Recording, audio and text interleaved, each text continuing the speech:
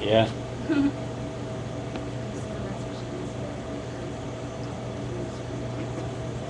Okay. I wish I could do a, Screen sharing, I'm sure. yeah. Oh, luckily I went out there and looked in the back, there was a wasp crawling around. So he crawled onto the one side.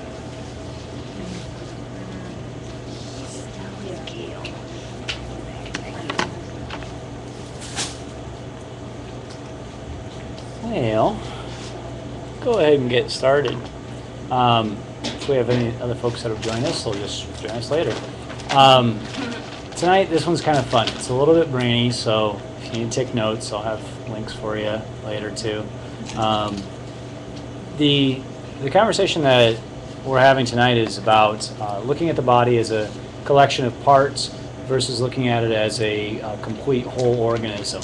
Understanding it in terms of how it works on a small scale versus understanding how all those small scale things tend to work together on a larger whole. There's been a lot of advances in science really just in the last decade or two where some people have been thinking about how the human body works in a different fashion than how we've understood it working before, mainly because we were coming into problems and limits with being able to reduce down the human body into the smallest component, which was the cell, and then into the gene. We were finding that once we got down to those levels and we had the answers about what those small parts really meant, we found out that we didn't necessarily get healthier when we started manipulating those. So we had to kind of come back and take a macroscopic view and look at how all those influencing factors play together. When we talk about reductionism, it really started off, the reason why we started looking outside of observable phenomenon and into more discrete terms was really kind of, I guess I would blame the scientific method for that. As we started to understand our world, the natural world, we came up with an idea of how we could investigate it. The first is that you take an observation, and then with that observation, you start to make a guess, a hypothesis about how those things are working. And then you have to have some way to test the hypothesis, whether you want to introduce some kind of experiment to it, or just observe. If you change a situation, you have to have a variable, and that variable has to be controllable. Once you saw how the outside world responded to that variable, then you could either accept your hypothesis as true or reject it. And we had to start somewhere. It's like, how do you paint an elephant? You just do one part at a time. That's kind of how we started to approach our universe, was trying to understand that whole grand scheme in little bite-sized chunks and little things that we could comprehend. Isaac Newton in that kind of scenario really was helpful when it came time to understand the physical world and how the body and the universe had certain governable laws. And so he had a very linear way of understanding how the physical energies and the matter interconnect. And so he would use really basic equations that, in fact, he had to invent calculus in order to understand how things could move in curved space. Those kinds of mathematics didn't even exist at that point in time until he was able to say, all right, if we have force A and we introduce that to object B, we're going to get a very predictable result C. And so the medical model took Newtonian mechanics and it took the scientific method and it merged them together to make scientific discoveries about the human body. And those things rolled along pretty well. We were able to understand things like the immune system better that way. We were able to understand the nerve system better that way. How the organs started working together using those principles. But unfortunately, a lot of us ended up growing up inside the medicine cabinet. Whenever we had if we had a headache, one of the ways that our parents would help us with that is by saying, oh, what I'm going to do is apply kind of a Newtonian model to helping your headache. I'm going to take your headache, I'm going to introduce prescription drug B, and then we're going to have a measurable effect of having your body feel better. But we know that's not exactly true. Eric and I were laughing the other day when a commercial for an antidepressant came on, and it was kind of like an SNL skit. I mean, the number of side effects that they have to disclose now just got to be ridiculous. It was 3/4 of the commercial. I mean, thank goodness they have to disclose it And now. they were like, you're going to die. And they from were this, serious, basically. right? I mean, these weren't just like mild, oh, you might have a headache or a rash. These were thoughts of suicide, you know, this could kill you, you could have strokes, you could have heart attacks, you know. It's just like, I can't believe this is on public television, you know, this kind of thing. So, that's where we started to have that breakdown. In the 1960s, I talk about this kind of from a historical perspective in another talk, but in the 1960s kind of crowned the golden age of medicine, where we had just the right number of medications, we were understanding how to apply them scientifically, and a lot of people were getting better that hadn't been able to get help before. But the problem came in is that we continued to look at the body very mechanistically. We kept on this thinking, well, if the problem is that you've got soreness here, and I push on it and it makes it more sore, it must be the appendix that's acting up, and if I remove that appendix, then the body's going to work better. Turns out that's not exactly true, because the appendix has lubricating factors in there, the absence of which we found out later on lead to certain types of colon cancer. So here we are prophylactically in the 1960s cutting out tonsils and appendixes out of armed forces personnel, tricking kids with ice cream, saying, hey, come on, let's just take those tonsils. And it is a coincidence now in this country that two of the most common forms of cancer are both colon and lung. I mean, maybe some of those things shouldn't have been done, right? So we're starting to understand that those systems, those parts, really do have a use. Your body doesn't make mistakes. When we start talking about holistic, and a lot of times there's a kind of a confusion about how you're going to define holism. If you hear the term holistic practitioner, the first person that you probably think of is someone who smells like patchouli. They might not shave. They wear a lot of cotton. That's kind of where we kind of get that title. And I think that in a lot of cases we miss the boat by prejudging those people who consider themselves holistic, that their viewpoint on health in the human body is really a viewpoint of an interconnected ecosystem. That if I use the analogy of something like a swamp or a marsh, that we understand that all the parts of that biome have to be interconnected. You have to have the alligators in there, because without the alligators, your larger species would just run all over the place. At the same time, you have to have the algae in there, because if you don't have the algae, then some of the fish species that feed on them start to die, and then that becomes an indicator species. So each piece of that, whether it's really, really tiny or it's really, really big, has a role to play. Webster says that defining holistic, you can define it as relating to or concerned with wholes or with complete systems, rather than with the analysis of a treatment of or dissection into parts. And I wrote up there, is this exclusive to like woo, like thinking about those professions like iridology or chiropractic or acupuncture or homeopathy or naturopathy, things that get judged sometimes for being unscientific. They say, well, again, you're not applying the scientific method to your observable phenomenon, so therefore it must not be working. There must be some other kind of trick that you're using in order to make this function. Part of the reason why they feel like that is mainly because of René Descartes. Descartes, when he was thinking about how the human body functioned, we think made a very fundamental error. And in that error, there was an author named Antonio DiMaggio in 1994, wrote a book really investigating this. He called it Descartes' error, and if you know René Descartes, he is I think, therefore I am. And so what he felt, DiMaggio thought that Descartes' error was in dividing the thoughts versus the body. Descartes had this Cartesian theater concept of how the mind worked, that we would sit back and kind of watch like a play in front of us, all of our thoughts and emotions, and they all happened as an other. They weren't happening as an integrated part of our system. And so DiMaggio talked about that rational thought at that point in time then meant that you were thinking about something, but that thinking process was absolutely independent of what was going on physiological inside your body. At the turn of the 90s, what was happening was that there was an evolution in neurobiology. We were starting to understand how cells intercommunicated a little bit better. At that point in time in the early 90s, our microscopes and our chemistry got really good, and so we were able to identify that every time that an immune system cell would identify a foreign invader, it would release certain chemicals.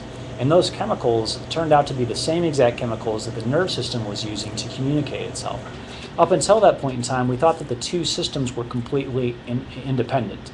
That the immune system was the system responsible for adapting to the outside world, that if you had some sort of foreign microbe come into your body, the immune system was responsible for saying, oh, hey, you don't belong here, I'm going to attack you, and then it would shut itself off. But what we learned is that if there wasn't a nerve system regulation to that process, then you ended up with either an immune system that wouldn't respond to foreign invaders or an immune system that would respond inappropriately. It would continue to make inflammatory chemical and really damaging things on your insides. It would start attacking your own tissues, and then we would have autoimmune diseases. So we started figuring out that these two systems were absolutely interconnected. We started figuring out from the time of a guy named Phineas Gage. Phineas Gage was a guy who was working out in at demolition. I think he was a rail worker. And when he hit, they used to pack dynamite in with spikes to break up rock. He happened to be right over one of those spikes as it blew, and it went through the bottom of his chin, right through, pierced right behind his eye, and then shot right out through the top of his head. And he lived. Phineas Gage became a great case study. He was the very first person that helped us understand that if you damage the neurology, it actually can change who the person is. His personality shifted radically. They have journal accounts of who Phineas Gage was beforehand. He was just kind of like your average guy. Afterwards, he was just the grumpiest old man you'd ever want to be around.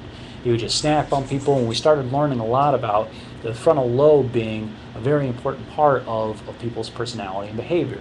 In fact, it became so important that in the early 1900s and up until the 1960s and 70s, one of the ways that they would change people's behavior was something called a frontal lobotomy, where they would take an ice pick and they would make a little mark on the inside of where the orbit of the eye was, where they could access the frontal lobe, and they would puncture it.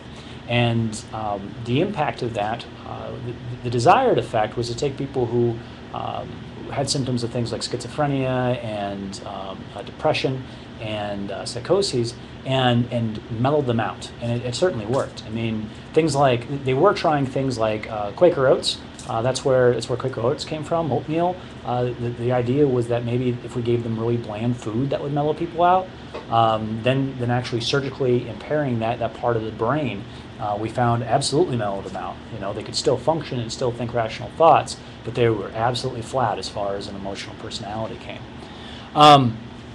So DiMaggio was talking a little bit more about a different hypothesis about that exact thing, that if you have tissue and you destroy it, that can change your personality. He said that was the fundamental error that René Descartes made. He said that evidence right there shows you that you can't separate your thoughts from the actual physiology. Because if you could, then damage to those kinds of neurological structures wouldn't have an impact on who you were as a person. It wouldn't change your thought patterns. He called it the somatic marker hypothesis, and he said that it wasn't just isolated to the brain, that certain parts of your body would actually hold certain emotions. It was really interesting if you think about some of the phenomenon like heart disease. You know, most people have high-stress jobs end up getting hardened arteries, stiffening in there. People with a lot of anxiety issues tend to have GI problems. People who have carry the weight of the world on their shoulders have all those stiff muscles, right? And so that was part of the somatic marker hypothesis. He said that one of the ways that your body can more quickly respond to something like a stressor or an environment that you've been in before, let's say you got scared by a dog when you were a kid, is to actually store some memory of that inside the body. So the next time you have that confrontation, your body doesn't have to go through the rigmarole of processing brand new stimuli. It's already got it stored in there, and kind of, he would call it like a holographic effect. That one of the ways that you can think of a hologram, Deepak Chopra goes into this in a lot of depth, but a hologram, if you take that image, it's a laser that comes into a prism and then it makes an image. If you shatter that prism, break it into a bunch of pieces, and you shine a laser through that, it'll actually make that whole picture again, but just from a different perspective.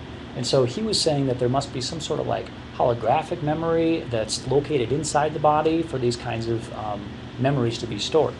It wasn't too far off.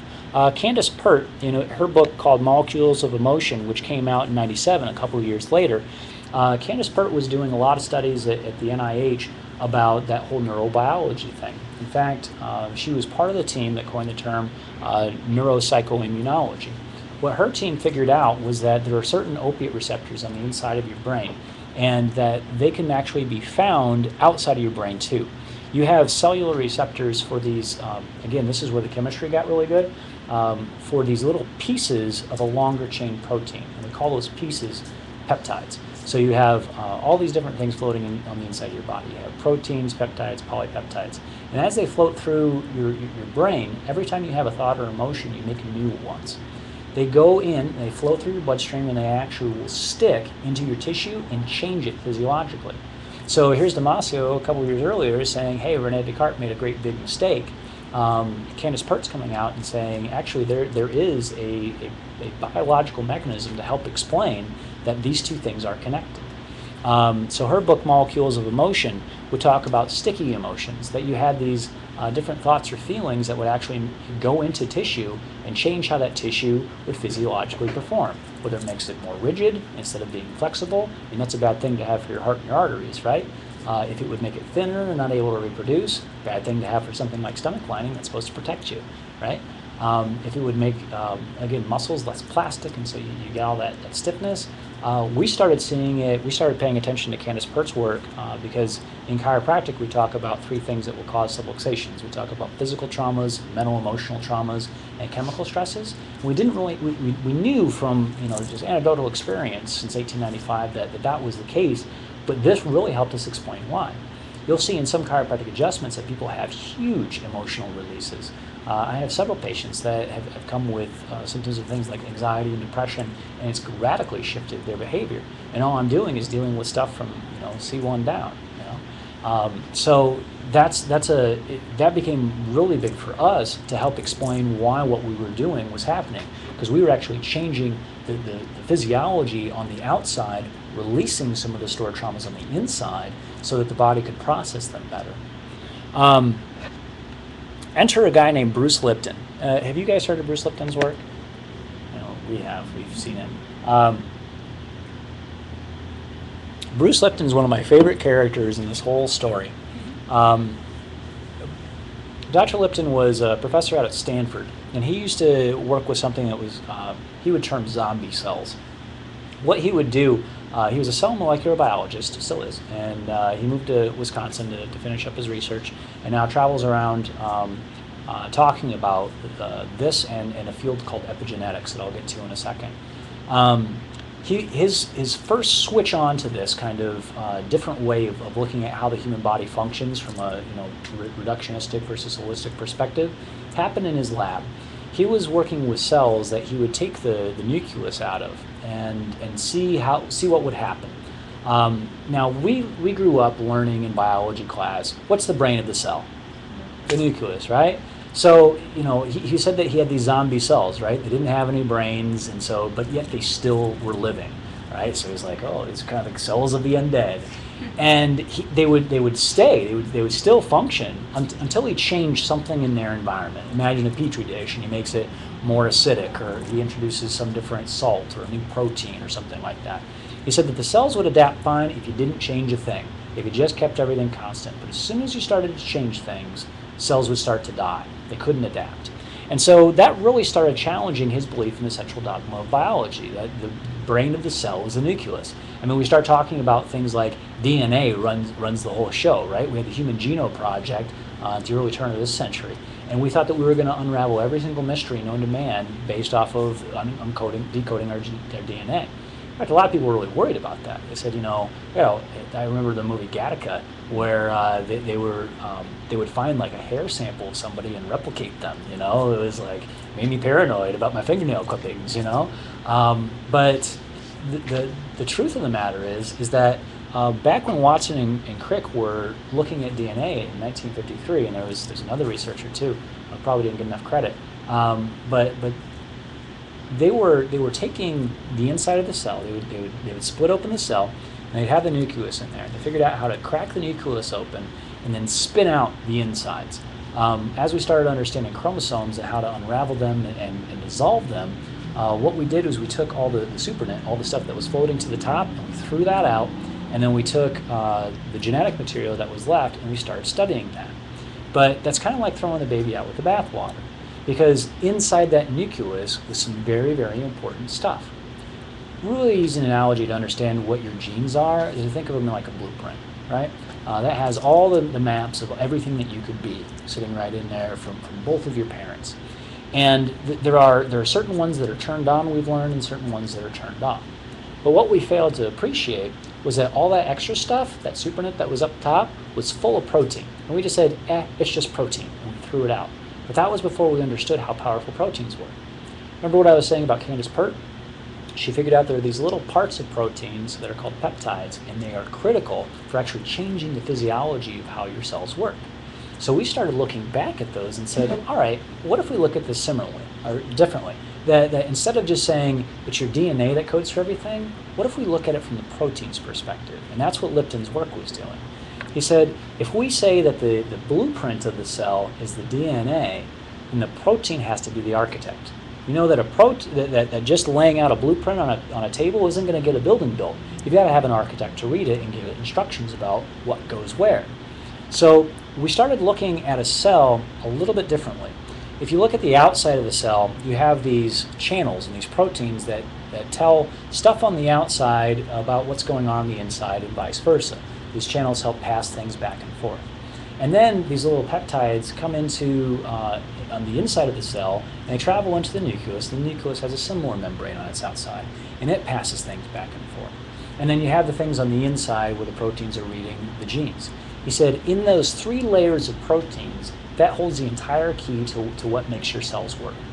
He says if you stop thinking that the nucleus is the brain of the cell, and you start thinking really hard about what a brain does, helps you adapt to your outside environment, right? Helps change if you've got a tiger coming on, helps you make decisions about what to do with that. If you start looking at the surrounding area, the cell membrane, as being the brain of the cell instead of the nucleus, it changes everything. Here's the reason why. If you can start shifting what's going into your outside cells, like the input that you're putting in there, whether it's chemically, whether it's energetically, whether it's the peptides that you're thinking about, start shifting, you actually start to switch on or switch off things that are being coded for on the inside of your DNA. That's a big wow. Because what Lipton's research is saying essentially is that you have control over your genetics.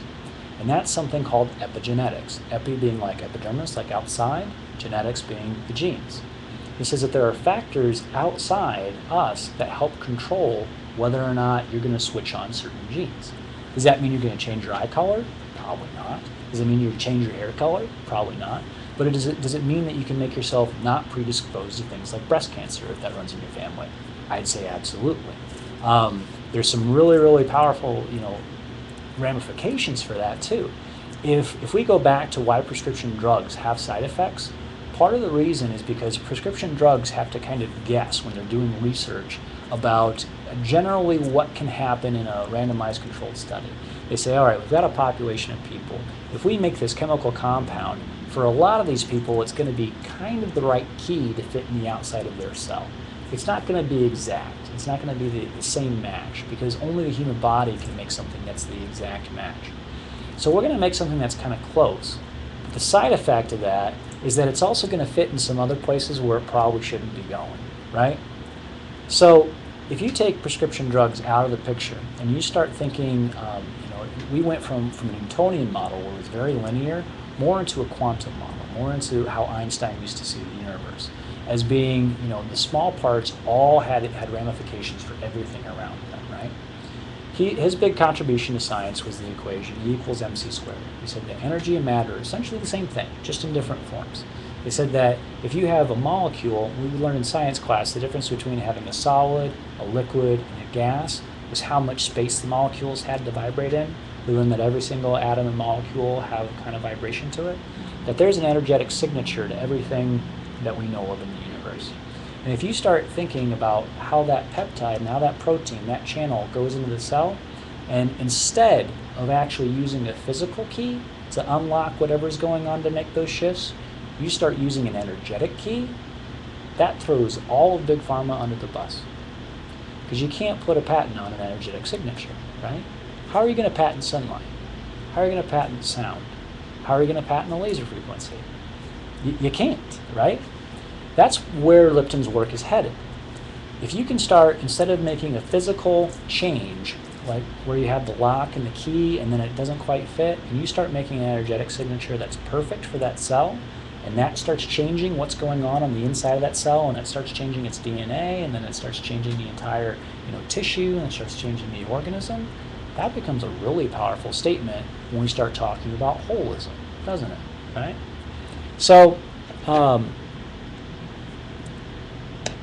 what Lipton would say is that as those proteins were folding and unfolding based off of the energetic signatures that they were coming in contact with,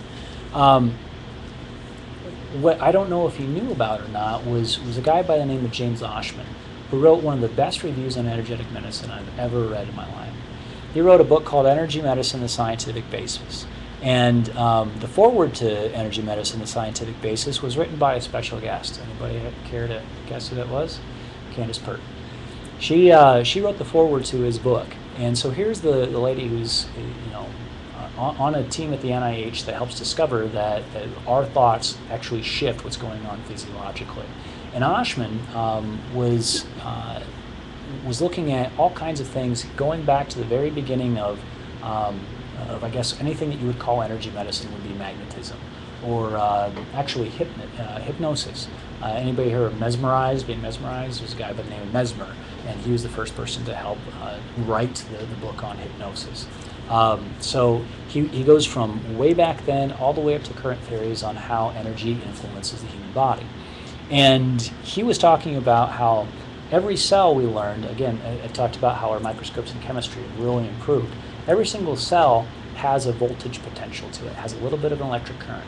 We know that from heart stuff, right? Because what happens if somebody dies and they don't have a heartbeat? You slap on that AED, or you can shock them with the paddles, and that pumps the charge back up. There you go. We know that from brain research, that if we look at functional EMGs, that you can read brain waves, right? They're giving off electricity. They hook you up to an EKG, and you can see how your heart is depolarizing. If you touch an electric fence, and you touch somebody else, they get the shock. All that stuff suggests that each one of our cells has an electrical component to it. And if you think about what I just talked about, that you start shifting the energy around a cell, that can absolutely change its voltage potential. So they were doing, he points out some really interesting research that, again, one of the studies happened at Stanford, where they started doing field studies and seeing how certain electric frequencies would impact the human body. One of the more interesting ones that they did is they built a room. I can't imagine how much this must have cost, because they had to put a current that would go around the room and then somehow be able to switch that current to go back the other way. And they would put people in there, and they would just do one of those mirrors behind them so they couldn't see what was going on. They just write what would happen, going back to the old scientific method. And people's emotions would change drastically. I mean, they would sit there and watch a funny film, and they would switch the voltage in the room, and all of a sudden they found this stuff fearful. Really, really crazy stuff going on, just changing how people felt and would emote based off of the actual electricity going on the inside of the room. Osmond talked about something that really I think more people should be aware of when he talked about the difference between microfrequencies and macrofrequencies. Again, if each one of our cells has a little bit of an electrical gradient to it, you would think with all the electricity stuff going on around us, we would all get fried, right? I mean, you start looking into the different types of radiation that happen, the different frequencies. You've got visible light spectrum, which makes up about that much of the spectrum for electromagnetic radiation. You have sound, you have microwaves, you have X-rays, you have radio frequencies. All those things are zooming all over the place. If any of us have cell phones, they're just pinging right through us right now, right? You can hear that too if you put your cell phone next to a speaker, right? Especially near a computer, and you start getting a text. It tells you before you actually get it on your phone, right? It goes tick, tick, tick, tick, tick, tick, as the energy starts, that field starts to expand and interfere with the magnetism. Erica's putting her EMF protector on her cell phone right now as we talk about that, making sure it's clean. So Osmond was saying, hey, listen, if we have all this stuff going on around us all the time, how come we aren't all fried, right? And part of the theory is that if our bodies failed to adapt to things like cosmic gamma rays and things that were coming in from the outside universe, there is no way in heck that we would have survived as a species. He said that our bodies have adapted to the point where microfrequencies may be the way that the cells can communicate, and it just allows macro frequencies, really big ones like those X-ray waves and all that, to pass right through us without really changing our tissues. He says that's the only explanation that we have for why we can do things like we can irradiate a cell for for radiation therapy for cancer, and why that creates a burn. We can use things like ultrasound to remodel tissue in someone's tennis elbow, but if we can do, we can survive things like gamma radiation that just pass through us all day, every day. But he said that there are specific frequencies that do impact tissue, for the good and for the bad. And this is where it really gets interesting when it comes to therapy. He said that when he was looking at the different frequencies of oscillation, that there seemed to be, just like in anything, a frequency that tissue would get destroyed at, but there was also a band where tissue would heal fastest at. They started discovering that it oscillated between two low frequencies going on. And so they wanted to find out what they could apply to help people heal faster. And so they started looking at things. I mentioned laser therapies before and that sort of thing. And they could tune in a laser to make people heal. And that's actually a new frontier in medicine going on right now, that people will use lasers to help people heal. Yeah. So I see that out there. But one of the most amazing parts that they did is they started being able to measure the frequencies of people's hands. You can do this right now. Go ahead and take your hands, rub them together, make them nice and warm. Okay? What I want you to do is close your eyes, and then I want you to separate your hands. Rub them real fast, though. I want you to really rub them. Get some feeling going on in there, okay? Stimulation. Now I want you to separate your hands about a foot apart, okay? Now I want you to slowly bring them into each other, and I want you to tell me, I want you to stop your hands when you can feel your other hand. Okay? Yeah. So some people are more sensitive than others, right?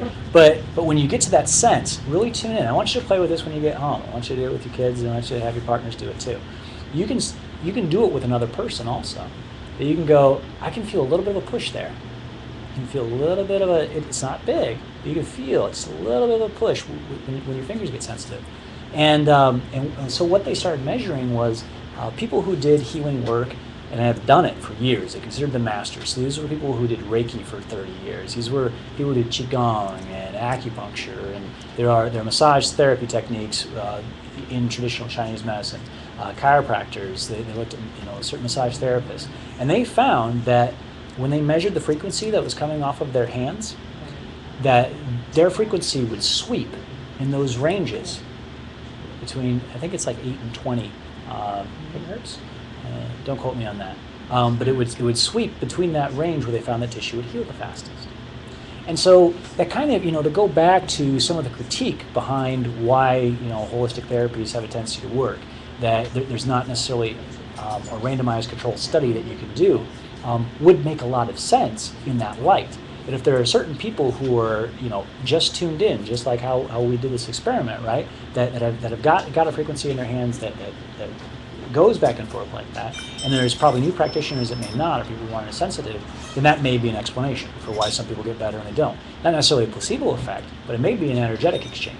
It may be also why certain people find better results with certain therapies than they do with other things. Again, we all look different on our outsides. Why wouldn't our insides function differently too?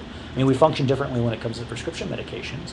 Why wouldn't it function the same when you're thinking about getting adjusted? Or why do we have some 200 different named techniques in my profession, and they're all a little bit different. Some are very manual, some are structural, some are tonal, but they all get different results. That might be part of the answer why. So that's where Bruce Lipton kind of came into the picture with chiropractic, is that he would come into chiropractic colleges and say, hey, listen, here's why what you do works, right? From that epigenetic perspective, so that we could talk to patients about, hey, listen, I know this has been your health history, but it doesn't have to be your health future. That part of this shift has to come inside you. That when we start talking about healing, since 1895, we've talked about an innate intelligence that you're born with, that self-heals, that self-regulates, that allows you to adapt to your outside world. And what we do is remove the interference so your body can function the way it was designed to.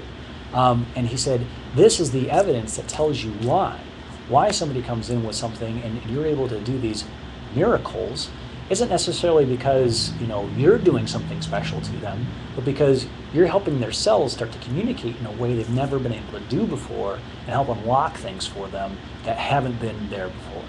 So he would also talk about, going back to James Osmond here, he would say that part of the cell communication, and this is I think where in chiropractic where we kind of miss the boat a little bit, is he gave that idea of like an LCD crystal method of communication within your cells. We're kind of all in the same age group where we had the calculators that you could push on the screen, you can make the rainbows, right? Yeah, those are liquid crystal displays. And the way that those work is that all of those crystals on the inside have a little bit of electric current that runs through it. And when you push on it, when you depress the crystal, what happens is it starts to change. It makes it polarize. It sends off electricity and a visible light spectrum that we can see. So that's part of the liquid and the crystal part, is that we can see that rainbow. The way that it makes numbers is that it sends a little charge through those crystals, and so they align, and it changes it into black. So you can no longer see that color in there, and it's all gone. So Osmond would forward the theory about that the human body actually working in a similar matrix, that all of your cells are connected, which is again something that people said before him, right, 20 years before him, that all of your cells are connected energetically. That if you start changing stuff on one part of your body, the rest of your body knows about it. Looking again at, and when we talked about DiMaggio, it's a holographic model of memory and of thought, that as you start to impact just one side, the rest of the body knows. And that actually, they were able to time how something like a noxious stimulus, like let's say you put your hand on a stove and you pull your hand away, the time that it takes you to do this to this is way faster, even though we're talking about milliseconds and microseconds here. It's so much faster than what we can explain by taking a neuron and tracing that hard wire all the way up your arm, up into your brain, the part of your brain that says, ouch, and then over here to the part of the brain that says, move your hand, and then all the way back here that goes to your finger and says, all right, muscles, move, and then it comes back and says, okay, we've moved, back and forth. All that communication, is relatively fast, but not this fast, okay? And so that's part of what we're starting to understand about the body, is that it doesn't really necessarily matter how we're doing, doing the corrections or where we're doing them. We know that we're going to have an impact on the body in some way. So what does that mean, right? Why doesn't my doctor do this? Really good question. I think we're finding a lot more healthcare providers are starting to recognize the benefits of these kinds of things, and so they're starting to explore a little bit more. I think as more research starts to get published in outside of the scientific method, which used to be a bad thing, it would be unscientific to give you qualitative data. That means patients would tell you how they would feel, and then you would take that as true, or you would observe something. They said, oh, there's an observer effect. People change their behavior when they know they're being watched or videotaped. Well, maybe there's something to that. Maybe there is something to the placebo effect. If you think about how powerful it is that I can give you something that's not supposed to work, and yet your body will still heal, I think that's amazing. I think we need to understand that better instead of writing research off because it's placebo, right? As we start understanding kind of, from a qualitative perspective, how the human body works, I think we're going to start shifting from that Newtonian mechanical model, breaking everything down into little bitty parts, and we're going to start seeing how our whole body start functioning in a larger ecosystem together. So, talk to your, this is, these conversations are always about what can I take home and have in a toolbox, right? How can I talk to my parents about this kind of stuff? How can I talk to my friends or my family? And that would be, I guess, my take home for you. Is that if you start looking at how all the things are interrelated inside your body, it should relieve some of the fears that we have. We've got a very big knee-jerk reaction in our society when it comes to microflora, viruses, bacteria. We look at them as all being bad. And it's just been in the last 5 years that we've started to really understand probiotics. We have good flora that's supposed to be inside your gut, and we wipe them all out. That's not necessarily a good thing. And we have programs like inoculation programs that are designed to eradicate all disease. When Bill and Melinda Gates are saying, our goal is to eradicate polio, and then we're going to vaccinate everybody, maybe instead of looking at A plus B equals C mentality, we should start looking at how the downstream impacts would be of having all that stuff, starting to shift. So, talking to your parents about things like, instead of saying, like, my dad gets indigestion, so the way that he took care of indigestion for 20 years was to take Tums and Rolaids. He started understanding that wasn't good for him, so he'd drink chocolate milk before he goes to bed, and that seems to solve his reflux problem. Talking to him about things like, maybe you should understand things from why do we have inflammation in our bodies in the first place. If a child has an ear infection, maybe it's not just an ear acting up. If somebody has any kind of problem where we've taken our body into a specialist, maybe we should start pulling back a little bit and start to ask the bigger whys behind that. So, do you guys have any questions about anything? Well, like the whole, that machine that my dad has is probably where like that came about. Remember I know exactly. Yeah. I always want to say electricity.